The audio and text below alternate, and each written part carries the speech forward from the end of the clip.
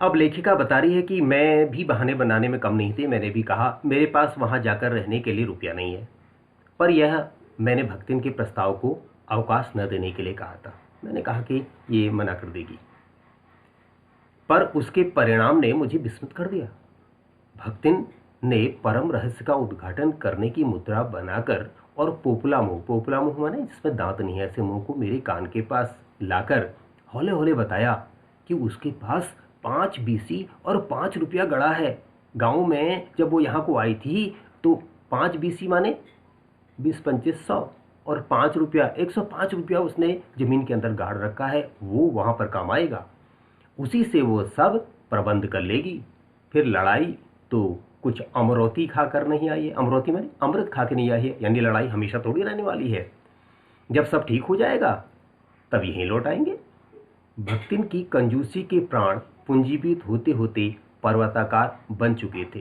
इसका मतलब विशेष रूप से आप देखिए कितना कठिन लिखा हुआ है और कितना आनंद आता है इसको सुन करके। देखिए, भक्तिन की कंजूसी के प्राण पूंजीभूत होते होते पर्वताकार बन चुके थे। इसका मतलब यह हुआ कि भक्तिन कंजूसी की पहाड़ थी। वह बहुत ज्यादा कंजूस थी, परंतु इस उदारता के डायनामाइट ने क्षण भर में उन्हें उड़ा दिया। यहां पर जो उदारता उसने दिखाई, ऐसा लगा जैसे कि उसकी कंजूसी का जो पहाड़ है उसे उदारता के डायनामाइट ने तोड़ दिया। तो इतनी कंजूस थी वो, उसके बावजूद भी यहाँ पर 105 रुपया जो उसने रखा था उसको वह लेखिका पर पूरी तरह से खर्च करना चाह रही थी। तो यहाँ पर लेखिका ने इसको बहुत ही साहित्यिक तरीके से प्रस्तुत किया है। इतने थोड़े रुपये का कोई महत्व नहीं, परंतु रुपये के प्रति भक्तिन का अनुराग इतना प्रख्यात हो चुका है। रुपया 105 था, ज़्यादा नहीं था, इसकी कोई महत्व नहीं है, लेकिन रुपये के प्रति भक्तिन का जो अनुराग माने जो प्रेम था, जो लगाव था उसका रुपये के प्रति, वो इतना प्रख्यात हो चुका था कि मेरे लिए उसका परित्याग, जो दान करना चाहती थी, त्याग करना चाहती थी उन 105 रुपयों का, मेरे महत्व की सीमा तक पहुंचा देता था। कि इससे सिद्ध होता है कि वो लेखिका को कितना महत्व देती थी। भक्तिन और मेरे बीच में सेवक स्वामी का संबंध है, यह कहना कठिन है। लेखिका कहती है कि वैसे तो हम सेवक में और स्वामी के संबंध पर हम अपना जीवन जी रहे हैं, वह सेविका है, मैं कहने के लिए उसकी मालकिन हूँ, स्वामी हूँ, लेकिन हमारा संबंध सेवक और स्वामी का बिल्कुल नहीं है, ऐसा लोग न माने, क्योंकि ऐसा कोई स्वामी नहीं हो सकता जो इच्छा होने पर भी सेवक को अपनी सेवा से हटा न सके। कोई भी स्वामी किसी भी सेवक को किसी भी समय उसकी इच्छा के विरुद्ध निकाल सकता है, हटा सकता है, सेवाएं उसकी समाप्त कर सकता है।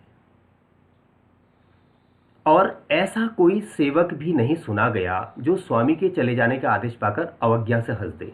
और ऐसा भी आज तक कोई सेवक नहीं रहा जो स्वामी की आज्ञा माने बिना उसकी अवहेलना करके, अवज्ञा करके, उसकी अवहेलना करके क्या करे, जाने से इनकार कर दे।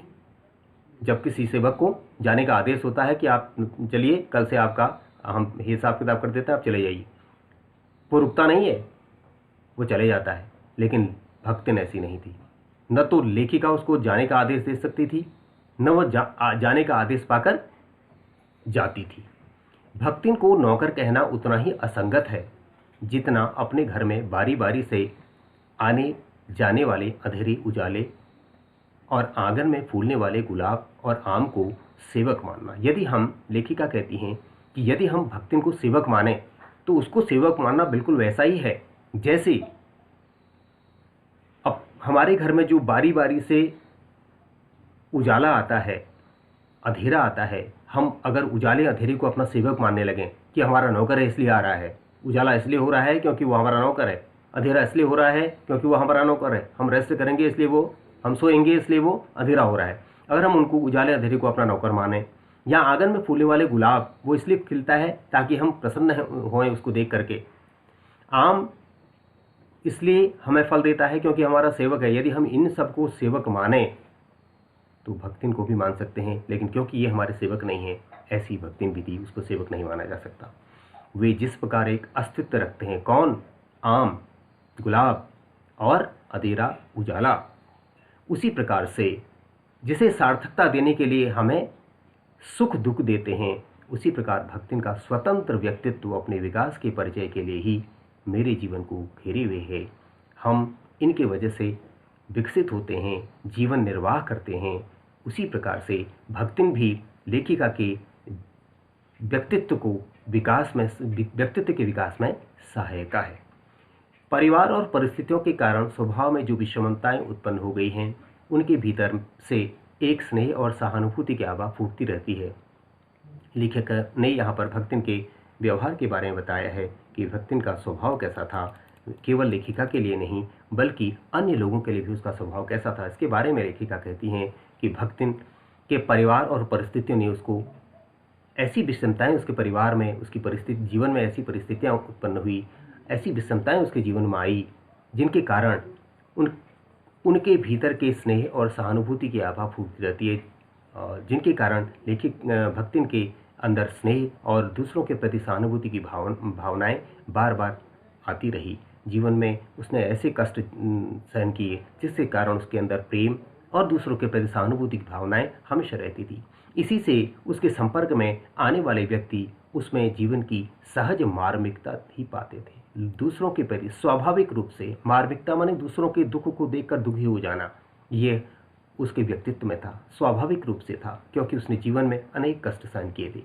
छात्रावास की बालिकाओं में से कोई अपनी चाय बनवाने के लिए देहली पर बैठी रहती, कोई बाहर खड़ी मेरे बने नाश्ते को चख कर उसके स्वाद की विवेचना माने स्वाद के बारे में चर्चा करती कि कैसा बना है हमारी मैडम के लिए खाना।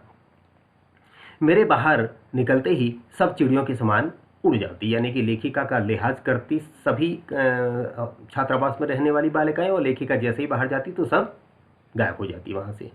भीतर आते ही यथास्थान विराजमान हो जाती, और जब मैं भीतर जाती तो जहाँ जहाँ जिसका स्थान था अपने अपने छात्रावास में अपने अपने जगह पर चले जाती। इन्हें आने में रुकावट न हो, संभवतः इसी से भक्तिन अपना दोनों जून माने सुबह और शाम का खाना का भोजन सवेरे ही बनाकर ऊपर आले का मतलब ऊपर खिड़की में के ऊपर से रख देती। वो कहती कि ये बालिकाएं आती हैं, बेचारी बड़ी आशा से आती हैं, किसी को चाय गर्म करनी होती है, कोई लेखिका का भोजन का स्वाद लेना चाहती हैं, चखना चाहती हैं, तो इनको आने में कोई दिक्कत न हो, इसलिए वो अपना भोजन पहले ही बना करके ऊपर रख लेती। क्यों? क्योंकि खाते समय वो छूत पाक का बड़ा ध्यान रखती थी। वो तो अपने जो बाउंड्री उसने बना रखी थी, जो उसने लक्ष्मण रेखा खींच रखी थी कोयले की, उसके अंदर किसी को आने नहीं देती थी। लेकिन वो इतनी कट्टर भी नहीं थी कि वो बिल्कुल एकदम ऐसा नियम बना दिया कि कोई भी उसके वहाँ पर नहीं आ सकता, ऐसा नहीं था। वो इतना समझौता कर लेती बेचारी कि अपने खाने को ऊपर आले में रख देती ताकि बालिकाएं सुविधा से आती जाती रहें। और खाते समय चौके का एक कोना धोकर पाक छूत के सनातन नियम से समझौता भी कर लेती कि चलो कोई बात नहीं, मैं चौके का एक कोना धो लेती हूँ और खा लेती हूँ। तो इस प्रकार से वह यद्यपि थी धर्म के मामले में, नियम के बारे में बड़ी कट्टर, लेकिन वह बालिकाओं की सुविधा का भी ध्यान रखती थी। इसके आगे का वर्णन अगले वीडियो में देखेंगे आप।